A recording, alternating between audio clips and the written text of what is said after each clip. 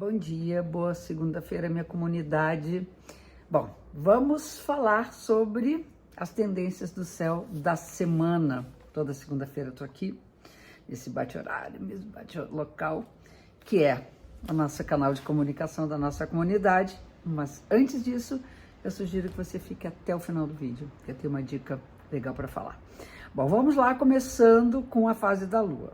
A fase da Lua nessa semana, ela vira na quarta-feira, dia 1º de maio, dia do trabalho, dia 1º de maio. Então, até quarta-feira, vale as orientações, a interpretação da lua cheia, que aconteceu na semana passada, que é o balanceamento, o equilíbrio entre o Sol no signo de Touro e a Lua no signo oposto, no signo de Escorpião. Toda vez que a gente tem uma lua cheia, é a possibilidade que temos de equilibrar luz e sombra. Não existe nessa configuração uma sombra que não possa ser iluminada. Então, se a lua no Escorpião, emocionalmente, que é a função da lua, ilumina com sua luz prateada as forças desse signo de água, transformador, que cutuca, que transmuta, que cura, o Sol, com sua luz radiante, ilumina o signo de Touro, que fala da preservação no mundo da materialidade. Então, temos até quarta-feira essa possibilidade da gente entender o quanto a gente consome, por que consome, os valores que, de alguma maneira, determinam e orientam a nossa vida, principalmente do ponto de vista material, o cuidado com os nossos corpos. E, por outro lado, a consciência e a experiência da finitude, que é importante a gente dar fim a algumas coisas, se despedir de várias, buscar novas orientações para que isso tudo venha nos atravessar de uma forma equilibrada na nossa vida material e imaterial. Bom, na quarta-feira, nós vamos ter a lua minguante. Depois da cheia, depois dessa plenitude, a lua vai diminuindo a sua luminosidade até chegar a 1/4. E toda vez que a gente está nessa fase de 1/4 da lua, no caso minguante, o sol e a lua formam uma espécie de quina, um ângulo de 90 graus, que funciona para a astrologia como uma prova de harmonização entre dois mundos muito diferentes. No caso, temos o Sol no signo de Touro, ainda com toda essa possibilidade de tomarmos consciência dos valores daquilo que nós consumimos, daquilo que nós temos, do nosso trabalho, viver com dignidade, materialmente falando, também relacionado com os nossos afetos, porque é aquilo com o qual nós nos apegamos, sejam pessoas, sejam objetos, sejam histórias. E, por outro lado, a Lua está no signo de Aquário, que é um signo de ar, que fala de um mental. Então, nós temos, de um lado, a materialidade da vida e, por outro lado, o pensamento, o nosso pensar, que é quase material, né? Mas não é. É alguma coisa dessas ondas que vem no nosso cérebro, na nossa mente, e que nos fazem refletir sobre a nossa existência. O signo de Aquário também trata, simbolicamente, das conexões que nós temos com os outros. Trata das amizades, amiga, coisa para se guardar no peito. As coisas mais incríveis da vida é termos amigos. Isso não tem preço.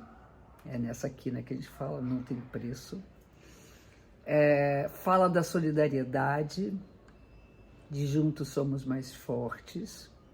E aí a gente fala também de podermos viver num mundo que não é o que acontece de fato, num mundo onde existe distribuição da renda, da matéria, do acesso àquilo que dignifica o ser humano, materialmente falando. Então, quais as dicas para essa lua minguante?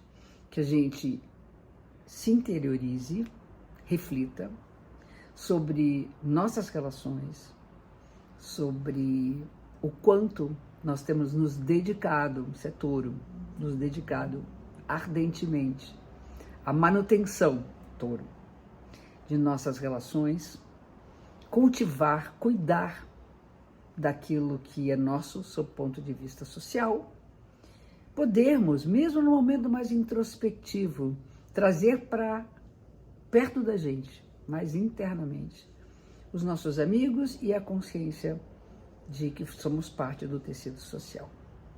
Então, essa aqui, né, é a possibilidade que a gente tem nessa semana, de quarta até metade da semana que vem, de achar uma resultante entre as nossas necessidades materiais, o trabalho, por exemplo, e a nossa necessidade de encontrar as pessoas.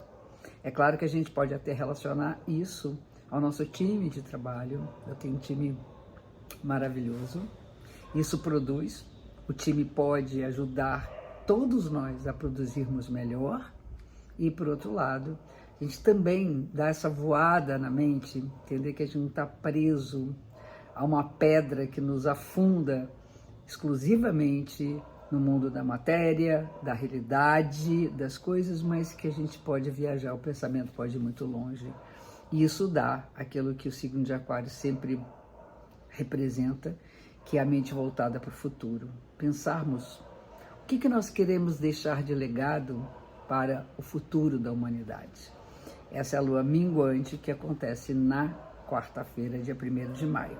Temos uma semana com várias posições interessantes. Na própria segunda-feira hoje, isso vai valer para a semana. O Marte, que é o Senhor das Lutas, faz uma conjunção com Netuno. Eu posso imaginar primeiro, simbolicamente, que as ondas vão ficar mais encrespadas. É como se nós tivéssemos uma espécie de tsunami emocional, como se nós estivéssemos nas ondas de Nazaré. E ali se surfar é perigoso. Sabemos que temos que ter muita prática e muita coragem para poder surfar nessas ondas. Então é muito importante que a gente saiba lutar pela nossa saúde psíquica, nossa saúde mental, nossa saúde emocional e, por outro lado, que a gente tenha mais controle sobre a explosão de nossas emoções. O melhor trabalho para isso é a via terapêutica e a via das práticas espirituais. Acho que isso é uma coisa que deve estar presente na nossa semana, na vida toda, né? Mas a semana principalmente. E temos que também olhar o que nós estamos sonhando. Em geral, esse aspecto está mais associado aos nossos pesadelos, aquilo que atormenta a nossa alma, mas pode abrir grandes portais para aqueles mistérios que habitam nossa alma, mas que a gente não sabe muito o que é. Então, se puder escrever seus sonhos, isso é maravilhoso.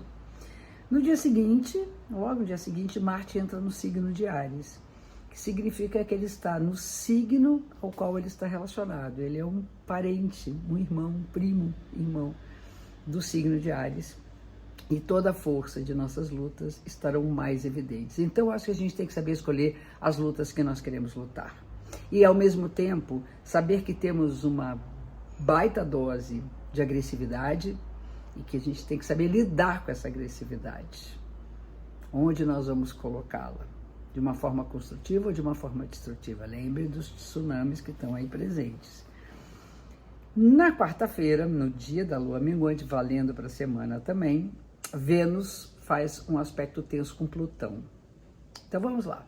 Vênus rege o signo de Touro e Plutão está associado ao signo de Escorpião. Lembram da lua cheia, que está valendo até essa data?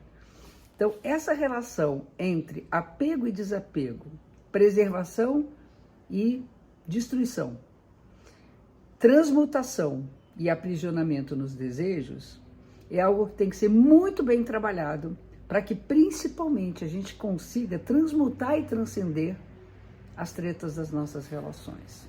É um momento que a gente tem que olhar para aquilo que tem que ser tratado, como a cárie de um dente, tem que ser tratado para não perder o dente. Isso principalmente no campo do amor, dos afetos, ou até mesmo na consciência de que você não lida bem com o seu consumo, com os valores materiais. Na quinta-feira, dia 2 de maio, Plutão, que é o planeta associado a Escorpião, fica retrógrado.